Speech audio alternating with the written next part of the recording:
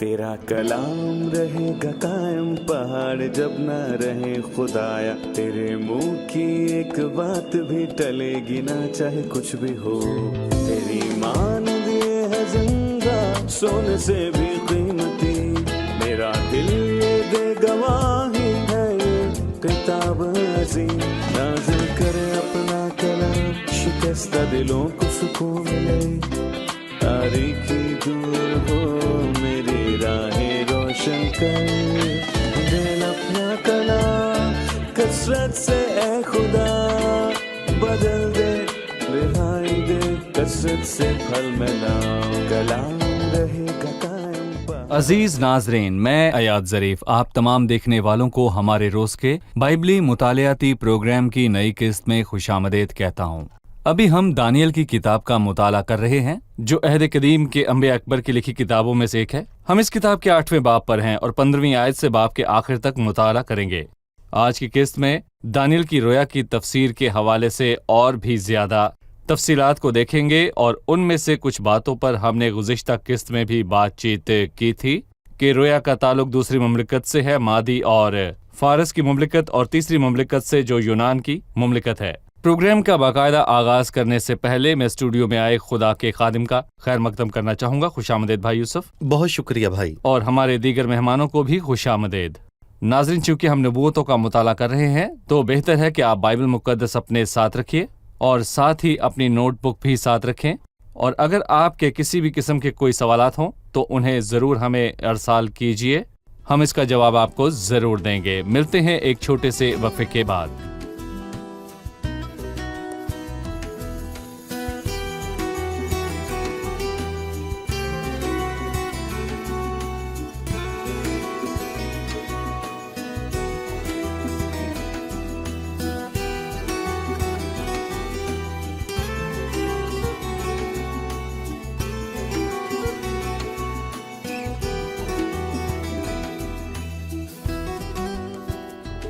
खुशामदीद आपका भाई। बहुत शुक्रिया। हम इस नबूती किताब के खजानों से सैर होते जा रहे हैं और हम 8वें बाब की 15वीं आयत पर पहुंच चुके हैं, जिसमें हम इस रोया की तफसीर देखेंगे जो दानियल ने बाब के पहले हिस्से में देखी। 15वीं आयत से, फिर यूं हुआ कि जब मैं दानियल ने ये रोया देखी और उसकी ताबीर की फिक्र में था, तो क्या देखता हूं कि मेरे सामने कोई इंसान सूरत खड़ा है, और मैंने ओलाई में से आदमी की आवाज़ सुनी जिसने बुलंद आवाज़ से कहा कि ऐ जबराइल, इस शख्स को इस रोया के मानी समझा दे। चुनाचा वो जहां मैं खड़ा था नजदीक आया, और उसके आने से मैं डर गया और मुंह के बल गिर पड़ा, पर उसने मुझसे कहा, ऐ आदमजाद, समझ ले कि ये रोया आखिरी ज़माने की बाबत है। इस वाक़े की वजाहत कीजिएगा। और दानियल के रद्द अमल की कि उसने समझने के लिए क्या दरखास्त की और क्या जवाब आया। दानियल ने रोया देखी और हम ये जानते हैं कि ये रोया 4 में से 2 सल्तनतों के बारे में है जो गैर कौमों के दौर में हुकूमत करेंगी। ये 2 सल्तनतें दूसरी और तीसरी सल्तनत है। पहली मादी और फारस की सल्तनत है, और इसके बाद सिकंदर आजम की सल्तनत है। और वो बकरा नहायत बुजुर्ग हुआ, और जब वो नहायत जोरावर हुआ तो उसका बड़ा सींग टूट गया। हमने ये गुज़िश्ता किस्त में जाना, लेकिन हमने छोटे सींग पर गौर किया, और तब हमने जाना कि छोटा सींग तारीख में इंतिखुस एपिफेनस है। उसने क्या किया? लिखा है वो बढ़कर अजराम फलक तक पहुंचा और उसने अजराम फलक के सितारों को जमीन पर गिरा दिया, बल्कि उसने अजराम के फरमा रवा तक अपने आप को बुलंद किया, और उसने दायमी कुर्बानी को छीन लिया और उसका मकदस ढा दिया। उसने दायमी कुर्बानी को छीन लिया और उसका मकदस ढा दिया। और दर हकीकत इसीलिए दानियल दायमी सुख्ती कुर्बानी के लिए फिक्रमंद है, जिसे मनसूख कर दिया गया। और जैसे किसी भी दीनदार ने अपने दौर में सोचा, बिल्कुल वैसे ही सोचा जब कौम बाबल की असीरी से लौटकर आएगी, और जब खौरस फारसी ने हैकल की तामीर का फरमान जारी किया, और जब इबादत का आगाज हुआ तो कोई आया जिसने आकर कुर्बानी ही को मनसूख कर दिया। इसलिए तब मैंने कदूसी को कलाम करते सुना, और दूसरे कदूसी से जो कलाम करता था पूछा, दायमी कुर्बानी और वीरान करने वाली खताकारी जिसमें मकदस और अजराम फलक पामाल होते हैं, कब तक रहेगी? सब परेशान होंगे। दायमी कुर्बानी मनसूख हो गई और मकरू चीज हैकल में है, और ये सब तारीख में हुआ, जैसा कि हमने पहले भी बताया, इंतिखुस एपिफेनस के दौर में। और मुस्तकबिल में ऐसा फिर होगा, जिसे हम दानियल की किताब के 9वें बाब में देखेंगे, जब वो हैवान اور جھوٹا نبی قربانی کے ذبیحے اور دائمی قربانی کو ہونے سے روکیں گے۔ یہ ماضی میں ہوا اور یہ مستقبل میں دوبارہ ہوگا۔ اس بات سے دانیل پریشان اور اداس ہوا، جسے ہم اگلی آیت میں دیکھیں گے۔ وہ صحیح طور وہ پر سمجھنا کچھ چاہتا تھا۔ سمجھ نہ پایا۔ اگر ہم اس واقعے سے سبق حاصل کرنا چاہیں تو وہ کیا ہوگا؟ میرا مطلب ہے کہ جب نبوکت نظر نے خواب دیکھا تو اس نے اپنے حکیموں سے اس کی تعبیر کرنے کو کہا، لیکن وہ نہ کر سکے، سو دانیل آیا۔ لیکن یہاں جب دانیل نے رویا دیکھی وہ اسے سمجھ نہ سکا۔ وہ خدا کے پاس گیا اور خدا نے اسے فوراً جواب دیا۔ ہم اس سے کیا سیکھتے ہیں؟ اس کے بارے میں آپ کی کیا رائے ہے؟ جی، دانیل اس کے پاس گیا جو رویا دیکھنے والا ہے، جس کی رویا ہے، اور ہم خدا کا شکر کرتے ہیں کہ اس تک جانے والی راہ اس نے ہمارے لیے کھول رکھی ہے۔ وہ نہ ہم سے چھپتا ہے، نہ ہم سے قطع تعلق ہوتا ہے، بلکہ جب ہم اسے پکارتے ہیں وہ سنتا ہے۔ یہ شاندار ہے، کیونکہ مسیحت ہمیں تعلیم دیتی ہے کہ خدا ہمارے قریب ہے اور ہم سے محبت رکھتا ہے۔ ہم کسی اور مذہب میں یہ بات نہیں دیکھتے کہ خدا محبت ہے، سوائے مسیحت کے جو اعلان کرتی ہے کہ خدا محبت ہے، وہ باپ ہے۔ جب کوئی چھوٹا بچہ پریشان ہوتا ہے تو وہ خود بخود اپنے باپ کے پاس بھاگے گا، اور کوئی بھی اسے یہ نہیں سکھاتا۔ جب اسے کوئی مسئلہ ہوتا ہے تو وہ باپ کے پاس جاتا ہے، اور دانیل نے یہی کیا۔ دانیل خدا کے پاس گیا اور اسے جواب ملا، جیسا کہ ہم یہاں پڑھتے ہیں۔ یقیناً جو پکارنے والا ہے اس نے خدا کے حکم سے پکارا اور کہا کہ اے جبرائیل اس شخص کو اس رویا کے معنی سمجھا دے۔ بھائی یوسف، یہ باب جبرائیل کے حوالے سے بھی بتاتا ہے جو 17ویں آیت میں آیا کہ چنانچہ جہاں میں کھڑا تھا نزدیک آیا اور اس کے آنے سے میں ڈر گیا اور منہ کے بل گرا، پر اس نے مجھ سے کہا اے آدمزاد سمجھ لے کہ یہ رویا آخری زمانے کی بابت ہے۔ اور جب وہ مجھ سے باتیں کر رہا تھا میں گہری نیند میں منہ کے بل زمین پر پڑا تھا، لیکن اس نے مجھے پکڑ کر سیدھا کھڑا کیا اور کہا دیکھ میں تجھے سمجھاؤں گا کہ قہر کے آخر میں کیا ہوگا، کیونکہ یہ امر آخری مقررہ وقت کی بابت ہے۔ جو مینڈا تو نے دیکھا اس کے دونوں سینگ مادی اور فارس کے بادشاہ ہیں، اور وہ جسیم بکرا یونان کا بادشاہ ہے، اور اس کی آنکھوں کے درمیان کا بڑا سینگ پہلا بادشاہ ہے، اور اس کے ٹوٹ جانے کے بعد اس کی جگہ جو 4 اور نکلے وہ 4 سلطنتیں ہیں جو اس کی قوم میں قائم ہوں گی، لیکن ان کا اقتدار اس کا سا نہ ہوگا۔ اور ان کی سلطنت کے آخری ایام میں جب خطا کار لوگ حد تک پہنچ جائیں گے تو ایک رو اور رم شناس بادشاہ ہوگا، یہ بڑا زبردست ہوگا، لیکن اپنی قوت سے نہیں، اور عجیب طرح سے برباد کرے گا اور برومند ہوگا اور کام کرے گا اور زوراوروں اور مقدس لوگوں کو ہلاک کرے گا، اور اپنی چترائی سے ایسے کام کرے گا کہ اس کی فطرت کے منصوبے اس کے ہاتھ خوب انجام پائیں گے، اور دل میں بڑا گھمنڈ کرے گا اور صلح کے وقت میں بہتیروں کو ہلاک کرے گا۔ وہ بادشاہوں کے بادشاہ سے بھی مقابلہ کرنے کے لیے اٹھ کھڑا ہوگا، لیکن بے ہاتھ ہلائے ہی شکست کھائے گا۔ اور یہ صبح و شام کی رویا بیان ہوئی یقینی ہے، لیکن تو اس رویا کو بلند رکھ کیونکہ اس کا علاقہ بہت دور کے ایام سے ہے۔ اور مجھ دانیل کو غش آیا اور میں چند روز تک بیمار پڑا رہا۔ پھر میں اٹھا اور بادشاہ کا کاروبار کرنے لگا، اور میں رویا سے پریشان تھا لیکن اس کو کوئی نہ سمجھا۔ یہ بات قابل غور ہے کہ ہم اس پر بھی کچھ توقف کریں۔ جی پہلی بات جس کی طرف میں آپ کی توجہ دلانا چاہوں گا وہ یہ ہے کہ یہ آخری دنوں کی باتیں ہیں۔ 17ویں آیت کو دیکھیں تو سمجھ لیں کہ یہ رویا آخری زمانے کی ہے، جی، اور 19ویں آیت میں لکھا ہے کیونکہ یہ عمرہ آخری مقررہ وقت کی بابت ہے۔ یہ عمرہ آخری مقررہ وقت کی بابت ہے، اور پھر 23ویں آیت میں لکھا ہے کہ ان کی سلطنت کے آخری ایام میں۔ 26ویں آیت کیونکہ اس کا علاقہ بہت دور کے ایام سے ہے، وہ دہراتا ہے یہ آخری زمانے میں ہوگا۔ 12ویں باب میں بھی یہی بات ہے، اور جب ہم اس پر پہنچتے ہیں تو اس میں لکھا ہے 4تھی آیت میں، لیکن تو اے دانیل ان باتوں کو بند کر رکھ اور کتاب پر آخری زمانے تک مہر لگا دے، بہتیرے اس کی تفتیش و تحقیق کریں گے اور دانش افزوں ہوں گی۔ لیکن دانیل ان باتوں کو نہ سمجھا کیونکہ ان باتوں کے پورا ہونے میں وقت تھا، الہام ابھی پورا نہ ہوا تھا، اور ابھی متی 24 اور 25 ابواب نہ تھے، تب مکاشفہ نہ لکھی گئی تھی، اور الہام کے بہت سے حصے موجود نہ تھے۔ آج ہم آخری زمانے میں جی رہے ہیں، اور وہ سب کچھ جو لکھا گیا یہ باتیں آخری زمانے والوں کے لیے نصیحت کے لیے لکھی گئیں۔ دانیل ایک نبی تھا جس کو یہ تمام مکاشفات ملے تھے، اور اس نے انہیں نہ سمجھا۔ اور 12ویں باب کی 8ویں آیت کو دیکھیں، یہ اس کتاب کا آخر ہے، یہ اس نبوت کا آخر ہے۔ تب میں نے کہا اے میرے خدا ان کا انجام کیا ہوگا؟ اس نے کہا اے دانیل تو اپنی راہ لے کیونکہ یہ باتیں آخری وقت تک بندو سر بامہر رہیں گی۔ سو میں کہوں گا کہ یہ باتیں دراصل آخری زمانے کے لیے ہیں، اور آخری زمانے تک کیا کچھ ہوگا دانش افزو ہوگی۔ بہتیرے اس کی تفتیش و تحقیق کریں گے، اور ہم آخری زمانے میں رہتے ہیں اور بہتیرے اس پر تفتیش و تحقیق کریں گے، یعنی کہ وہ بائبل کو پڑھیں گے، خاص کر کے دانیل کی نبوت کو، اور دانش افزو ہوں گی۔ ہم خدا کا شکر کرتے ہیں بہت سی باتیں جو دانیل نہ سمجھ پایا، ہم خدا کے فضل سے اور اس روح سے جو ہم میں ہے اس بات کو سمجھتے ہیں۔ مکاشفہ مکمل ہو چکا ہے، ہم اس کو سمجھ کر دوسروں کو سمجھا سکتے ہیں۔ بھائی یوسف 23ویں آیت میں لکھا ہے، اور ان کی سلطنت کے آخری ایام میں جب خطا کار لوگ حد تک پہنچ جائیں گے تو ایک رو اور رم شناس بادشاہ ہوگا۔ یہاں بادشاہ کے حوالے سے بات ہے، وہ بادشاہ کون ہے اور اس کی فطرت کے متعلق کیا کہا گیا؟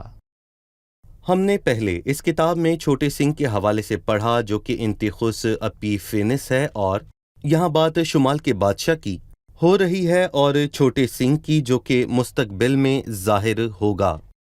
اس کے متعلق یہاں لکھا ہے، اور ان کی سلطنت کے آخری ایام میں جب خطا کار لوگ حد تک پہنچیں گے تو ایک شاناس بادشاہ ہوگا۔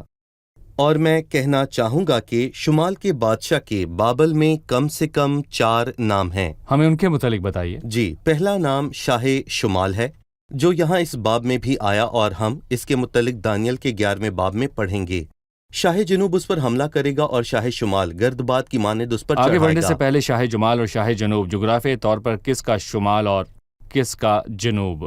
ملک اسرائیل کا، گویا ملک اسرائیل نبوت کا مرکز ہے۔ سو میں کہوں گا کہ جو اس کے شمال میں ہے وہ شاہ شمال ہے، اور جو اس کے جنوب میں ہے وہ شاہ جنوب ہے، کیونکہ نبوتی طور پر وہ مرکز ہے۔ میں یسایہ کی زبان میں کہوں گا صحیح۔ رویا کا مرکز دراصل یروشلم کا علاقہ ہے۔ لیکن تاریخی طور پر شاہ شمال شام اور شاہ جنوب مصر تھا۔ صحیح جی۔ سو پہلا نام شاہ شمال ہے اور وہ اسوری بھی کہلاتا ہے، اور ہم خاص طور پر یہ نام یسایہ کی کتاب کے 28ویں باب میں بھی دیکھتے ہیں۔ میں اس کو پڑھنا چاہوں گا، اس کا مطالعہ شاندار ہے۔ پس اے ٹھٹھا کرنے والوں جو یروشلم کے ان باشندوں پر حکمرانی کرتے ہو، خداوند کا کلام سنو۔ یہ اسرائیلی پارلیمان کی طرف اشارہ ہے، چونکہ تم کہا کرتے ہو کہ ہم نے موت سے عہد باندھا اور پاتال سے پیما کر لیا ہے۔ موت اور پاتال کس جگہ کی طرف اشارہ کرتے ہیں؟ حیوان پر، کیونکہ وہ مستقبل میں صرف اور صرف حیوان پر تکیہ کریں حیوان گے۔ مغربی رہنما۔ یہ مغربی رہنماؤں کی طرف اشارہ کرتا ہے جس کے متعلق ہم اس نبوت کے 9ویں باب میں پڑھتے ہیں، اور جس کے متعلق ہم نے پہلے 9ویں باب میں بھی پڑھا۔ انہوں نے حیوان کے ساتھ عہد باندھا جسے یہاں موت اور پاتال کہا گیا ہے۔ اے بے وقوف لوگو، یہ کیا کیا کہ تم نے قیامت اور مسیح۔ زندگی یعنی کہ مسیح کو تو رد کرتے ہو اور موت اور پاتال کے ساتھ عہد و پیما کرتے ہو۔ تو تم موت کے ساتھ عہد اور پاتال کے ساتھ پیما کیوں باندھتے ہو؟ جب سزا کا سیلاب آئے گا جو کہ شمال کا بادشاہ ہے تو ہم تک نہیں پہنچے گا۔ پھر خدا 18ویں آیت میں جواب دیتا ہے، تمہارا عہد جو موت کے ساتھ ہوا منسوخ ہو جائے گا، اور تمہارا پیما جو پاتال سے ہوا قائم نہ رہے گا۔ اور جب سزا کا سیلاب آئے گا تو تم کو پامال کرے گا، ابھی مزید باقی ہے، اور گزرتے وقت تم کو بہا لے جائے گا۔ اس کے بعد بھی صبح و شام روز آئے گا، بلکہ اس کا چرچا سننا بھی خوفناک ہوگا۔ سو وہ سزا کا سیلاب۔ جی ہاں، بالکل، وہ ان پر چڑھ آئے گا اور ان پر سے صحیح۔ گزرے گا، کیونکہ انہوں نے مسیح کو رد کیا ہے، انہوں نے قیامت اور زندگی کو رد کیا ہے، اور موت اور پاتال کے ساتھ عہد و پیما باندھا ہے جو کہ حیوان کی طرف جی۔ اشارہ کرتا ہے۔ بھائی ابھی ہم ایک رپورٹ دیکھیں گے، پھر مطالعے میں مزید آگے بڑھیں گے۔ مسیحی خدا کی ساری مشورت کا حاصل ہے۔ اسرائیل کے لوگ جنہیں وہ قوم ہونا چاہیے تھا جن میں زمین پر خدا کی مشورت کی تکمیل ہو سکے، لیکن وہ ناکام رہے اور اب خدا سے تادیب پا رہے ہیں۔ وہ بکھر گئے اور سر عام ایسا ہوا کہ وہ اس کے لوگ نہ رہے۔ اس کے باوجود یہ قوم خدا کو ان کے باپ دادا کے سبب سے عزیز ہے، لیکن جب ان کی آنکھوں کے کھلنے کا وقت آئے گا وہ اپنے ملک میں لوٹیں گے اور ان کی مملکت بابرکت طور پر پھر سے قائم کی جائے گی۔ کیوں؟ اس لیے کہ خدا کی نعمتیں اور بلاوا بے تبدیل ہے۔ مزید یہ کہ اس کی وجہ اسرائیل سے خدا کی ابدی اور لا تبدیل محبت ہے۔ اس کی آنکھیں آج بھی اس ملک پر اور ہیکل پر ہیں और हालांकि वो मुल्क गैर कौमों के कदमों के सबब नापाक हुआ है, तो भी उस मुल्क पर खुदावंद तेरे खुदा की तवज्जो रही है। और जैसे कि लिखा है, साल के शुरू से साल के आखिर तक खुदावंद तेरे खुदा की आंखें उस पर लगी रहती हैं। हम शाही शुमाल के मुतल्लिक जानना चाहते हैं, और ये कि वो मुस्तकबिल में किस किस्म की जंग करेगा और खुदावंद किस तौर पर उसे हलाक करेगा। जी भाई यूसुफ। जी, मैं कहूंगा कि बाब के पहले हिस्से के छोटे सींग और दूसरे हिस्से के दरमियान कोई ताल्लुक है। पहले बाब के पहले हिस्से में छोटे सींग का कोई मसला था और वो यहूदियों से नफरत करता था और उसे इबादत से नफरत थी, और वो हैकल की इबादत को मनसूख कर देना चाहता था कि शाह शुमाल जो कि कलीसिया के उठाए जाने के बाद आएगा, उसका बर्ताव भी ऐसा होगा। इसीलिए यहाँ लिखा है कि एक रूह रम्ज शनास बादशाह होगा। ये जबरदस्त होगा, लेकिन अपनी कुव्वत से नहीं, क्योंकि उसे एक बड़ी कुव्वत मदद देगी। और मैं कहूँगा कि कलीसिया के उठाए जाने के बाद जो कुछ होगा उसके इशारे दरअसल मुल्क मिस्र के शुमाल के इस गिरोह में देखे जा रहे हैं, जिनका रहनुमा रूस है और वो गिरोह है जो जुनूब की तरफ है। और फिर वो बताता है कि शुमाल का बादशाह क्या करेगा। वो अजीब तरीके से बर्बाद करेगा और बरूमंद होगा और काम करेगा और जोर आवर और मुकद्दस लोगों को हलाक करेगा। वो इस कौम से और हैकल से नफरत करता है। इसलिए लिखा है कि वो बला जो मुकर्रर की गई है उस उजाड़ने वाले पर वाक़ होगी। वो कौन होगा जो मुल्क को उजाड़ डालेगा? शाह शुमाल, और ये उसका 5वां नाम है। सो वो असूरी शाह शुमाल, सजा का सैलाब और उजाड़ने वाला और छोटा सिंह कहलाता है। लिहाजा नबूवत में उसके 5 नाम हैं। और जब हम नबूवत का मुताला कर रहे हैं तो उनके मुतालिक जानना बहुत फायदेमंद है, और हमें मालूम होगा कि सजा के सैलाब से मुराद शाह शुमाल है, असूरी कौन है और छोटा सिंह कौन है, और वगैरह वगैरह। आपने बताया कि उसकी कौम से और उनकी इबादत से दुश्मनी होगी। सही। लेकिन हम इसकी तस्दीक भी करना चाहते हैं कि कलीसिया के उठाए जाने के बाद और हैकल की तामीर और इबादत फिर शुरू होने के बाद खुदावंद इस इबादत को रद्द करेगा, क्योंकि लोग हैकल की तामीर करने के बावजूद बेएतकादी में जाएंगे। सो उस वक्त जो कुछ वो करेंगे या हैकल में गुजरानेंगे, खुदावंद उसे कबूल ना करेगा। वो तब तक मकबूल ना ठहरेंगे जब तक वो ये ना कहेंगे कि मुबारक है वो जो खुदावंद के नाम से आता है। जब वो जाहिर होगा तो जमीन की सब कौमें मातम करेंगी और ये जानते हुए यकीनी तौबा करेंगी कि जिसे उन्होंने मसलूब किया वो सच्चा मसीहा था, और इतराफ करेंगे कि उनके बाप दादा गलत थे। सो हमने जाना कि शुमाल का बादशाह कौन है, और वो कौम से दुश्मनी करेगा और उनसे झगड़ेगा और सजा का सैलाब बनकर उन्हें रोंदेगा। लेकिन खुदावंद उसे कैसे मनाएगा? 50वीं आयत में लिखा है कि और अपनी चतुराई से ऐसे काम करेगा कि उसकी फितरत के मंसूबे उसके हाथ में खूब अंजाम पाएंगे, और दिल में बड़ा घुमंड करेगा और सुलह के वक्त बहुतेरों को हलाक करेगा, जैसा इंतिखुस एपिफेनेस ने किया। और हमने बात की, वो बादशाहों के बादशाह से भी मुकाबला करने को उठ खड़ा होगा। बादशाहों का बादशाह कौन है? मसीह। वो उसके खिलाफ उठ खड़ा होगा, लेकिन बेहाथ ही हिलाए मुमलिकत खाएगा, यानी कि वो इंसानी मुदाखलत के बगैर ही तोड़ा जाएगा, जिसका मतलब है कि कोई मुल्क उस पर फतहमंद या गालिब ना होगा, बल्कि उस पर इलाही अदालत होगी। जब हम येसाया 31 को देखते हैं तो असूरी और बादशाह के मुतालिक पता चलता है। बादशाह झूठे नबी की तरफ इशारा करता है जो हैवान जमीन से उठेगा। ये बात इसराइल के उस रहनुमा की तरफ इशारा करती है जो उस वक्त खुदा की हैकल में बैठेगा और कहेगा कि वो खुदा है और इबादत का तालिब होगा, और उसे जिंदा ही आग की झील में डाला जाएगा, और असूरी को भी जिंदा ही आग की झील में डाला जाएगा। सो वो किसी इंसानी हाथ से नहीं, उस पत्थर के वसीले से कुचला जाएगा। वो खुदा है, किसी इंसानी हाथ ने नहीं काटा, और जो दानियल दूसरे बाब में है, जबकि वो अपनी बादशाही को कायम करने आएगा। बिल्कुल। सो इस शख्स और मसीह के दरमियान जो बादशाहों का बादशाह है, एक जाती मुकाबला होगा। ये उस बादशाह यानी शाह शुमाल का इनाम होगा। बेहाथ हिलाए ही शिकस्त खाएगा, और यह सुबह और शाम की रोया बयान हुई यकीनी है। मैं इन अल्फाज के मुतालिक जानना चाहूंगा, यकीनी है।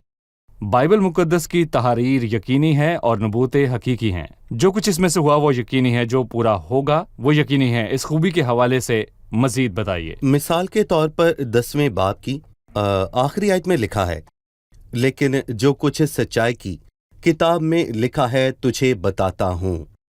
सो ये किताब सच्चाई की किताब है, और जो कुछ दानियल ने कहा सच है। और यूहन्ना के 17वें बाब में मसीह ने पूरी बाइबल के मुतालिक कहा कि जब वो बाप से दुआ कर रहा था, उन्हें सच्चाई के वसीले से तलाश कर, खुदा का कलाम सच्चाई है। ہم خدا کا شکر ادا کرتے ہیں کہ ہمارے ہاں کوئی جھوٹ یا فریب یا توڑی مروڑی کہاوتیں نہیں ہیں، بلکہ ہمارے پاس وہ کلام ہے جو سچا ہے۔ سو ہم پورے یقین کے ساتھ اس پر اپنی زندگیاں تعمیر کر سکتے ہیں، کیونکہ اس طرح ہم چٹان پر گھر بناتے ہیں۔ تیرا کلام سچائی ہے۔ آئیے مہمانوں سے ایک اور سوال جانیں۔ میرا ایک سوال 27ویں آیت سے ہے، اس کے آخری حصے سے۔ اور میں رویا سے پریشان تھا لیکن اس کو کوئی نہ سمجھا۔ دانیل کیوں نہ سمجھ سکا؟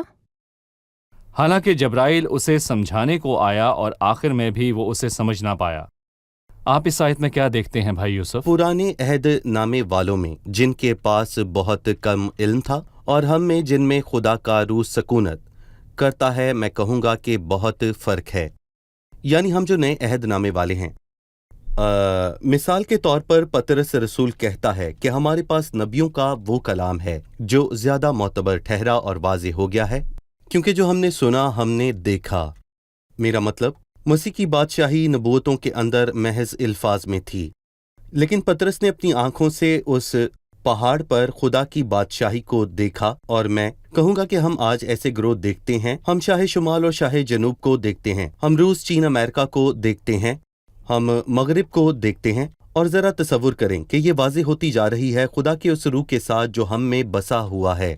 مکاشفہ کی تکمیل کے ساتھ ہم پر مہربانی ہوئی ہے کہ ہم سمجھتے ہیں، اور دانیل کے وسیلے سے جو کہ ایک عظیم شخص تھا جو نہ سمجھا، اور مجھ دانیل کو غش آیا اور میں چند روز تک بیمار پڑا رہا، پھر میں اٹھا اور اس نے ہار نہ مانی، بلکہ پھر میں اٹھا اور بادشاہ کا کاروبار کرنے لگا، اور میں رویا سے پریشان تھا لیکن اس کو کوئی نہ سمجھا۔ اس کا مطلب ہے کہ وہ بادشاہ کے کاروبار میں اپنے ہاتھ سے کام کر رہا تھا، اور وہ تب بھی اسی رویا کے متعلق سوچ رہا تھا جو اس نے دیکھی، اور پرانے عہد نامے کے انبیاء نے کس طرح تحقیقی کہ مسیح کا روح جو ان میں تھا کس طرف اشارہ کرتا تھا، وہ تحقیق کرتے تھے تاکہ آج ہم بھی ان باتوں کو اسی طرح جاننے کے طالب ہوں جیسے کہ پرانے عہد نامے کے تمام انبیاء تھے۔ اور آخر میں کہوں گا کہ ہمیں بھی اس پر تحقیق کرنے کی بہت ضرورت ہے۔ صحیح، حالانکہ وہ اسے 7ویں باب کے آخر تک سمجھ نہ سکا، اس نے اس بات کو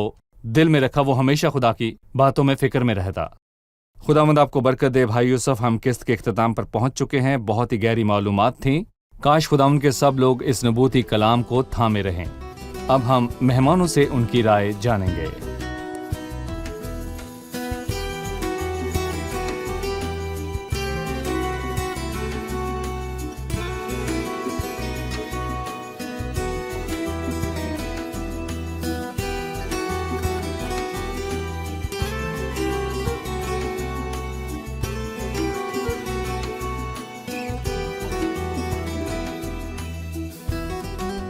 آپ تیار ہیں؟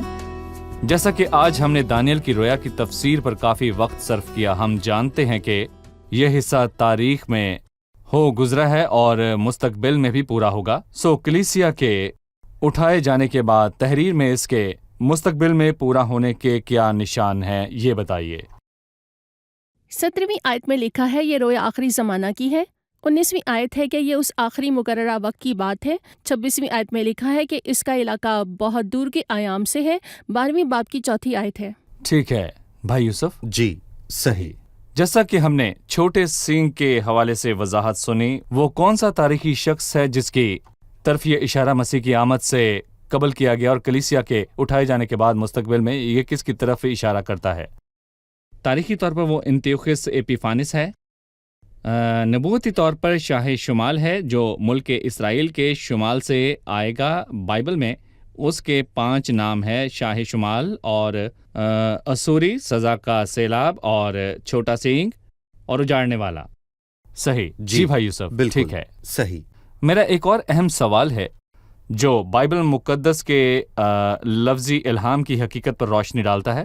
25ویں آیت میں سینگ کی بربادی کے متعلق لکھا ہے کہ وہ بادشاہوں سے مقابلہ کرنے کے لیے اٹھ کھڑا ہوگا، لیکن ہاتھ ہلائے ہی شکست کھائے گا۔ جس طور پر اس سینگ کو توڑا گیا، اس میں ہم کیا دیکھتے ہیں؟ قوموں میں سے کوئی بھی اسے شکست دینے کے لائق نہ ہوگا، یہ وقت خداوند ہی کرے گا۔ خداوند جسے کہا گیا کہ وہ پتھر ہے جو ہاتھ لگائے بغیر ہی کاٹا گیا، وہ اس پر گرے گا اور اسے کچل دے گا۔ صحیح، سو وہ بنا کسی انسانی ہاتھ کے توڑا جائے گا۔ یعنی کسی انسانی مداخلت کے بنا، بلکہ خود مسیح یہ کرے گا جو پتھر کسی انسان کے ہاتھ لگائے بنا کاٹا گیا۔ وہ ایک بڑا پہاڑ بنے گا اور اس سینگ کو شکست دے گا۔ صحیح جی بھائی یوسف، جی، ٹھیک ہے، آپ سب کا شکریہ، بھائی یوسف آپ خدا کا کو بھی برکت شکریہ۔ دے۔ ناظرین، جیسا کہ ہم نے آج کی قسط میں جانا کہ زمین پر ہونے والے جھگڑے میں ایک انسان جیت سکتا ہے اور بتیروں سے بڑا بن سکتا ہے، یا مسیح کا مقابلہ کرنے کی کوشش یا اس سے دشمنی کر سکتا ہے، اور یہ چھوٹا سینگ بالکل ایسا ہی تھا، وہ مسیح سے دشمنی رکھنے والا تھا، اور مستقبل میں یہ چھوٹا سینگ جو شمال کے بادشاہ کی طرف اشارہ کرتا ہے خدا کے لوگوں سے دشمنی کرے گا، یہاں تک کہ مسیح کی ذات کے خلاف اٹھ کھڑا ہوگا۔ بہرحال آخر میں فتح مسیح کی ہی ہوگی، جو بادشاہوں کا بادشاہ اور منصف ہے۔ وہی ہے جو شمال کے بادشاہ کو توڑے گا۔ شمال کے بادشاہ کے حوالے سے لکھا ہے وہ توڑ ڈالا جائے گا، لیکن وہ بے ہاتھ ہلائے ہی شکست کھائے گا۔ قوموں میں سے کوئی بھی اسے کچھ کرنے کے قابل نہ ہوں گی، بلکہ صرف ایک ہی ہے جو کر سکتا ہے، اور وہ مسیح بادشاہ ہے، جو ایک دن کسی انسانی ہاتھ کے بنا ہی کاٹا گیا۔ وہ اپنی پہلی آمد میں کسی انسانی مداخلت کے بنا آیا۔ وہ کنواری سے پیدا ہوا، مردوں میں سے جی اٹھا، اور اب وہ اپنے بلند ترین جلال میں ہے، اور جلد یہ پتھر آئے گا اور بادشاہوں کو شکست دے کر اپنی سلطنت کو قائم کرے گا، جو خوشحال 1000 سالہ بادشاہی ہوگی۔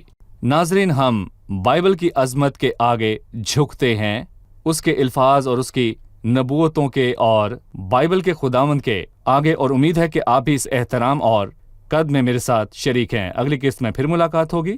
خداوند آپ کو برکت دے۔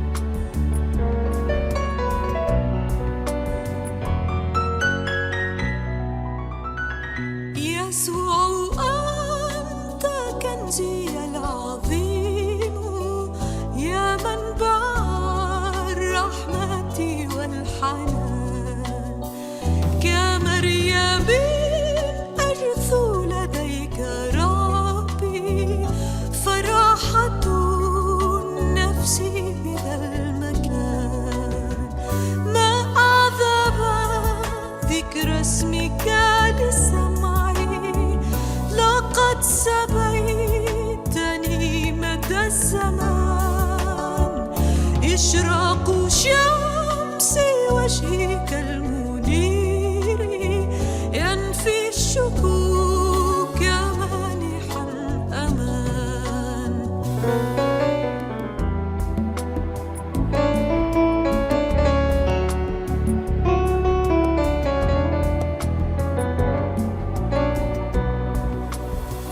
جراحك يا سيدي حماية، كلامك ينير لي الطريق، وروحك يا سيدي نصيري يعينني في وجه كل ضيق. ألهب بنار روحك حياتي، وليحصر عني حبك الرقيق، حتى أقود الآخرين نحو سلامك العجيب والعميق.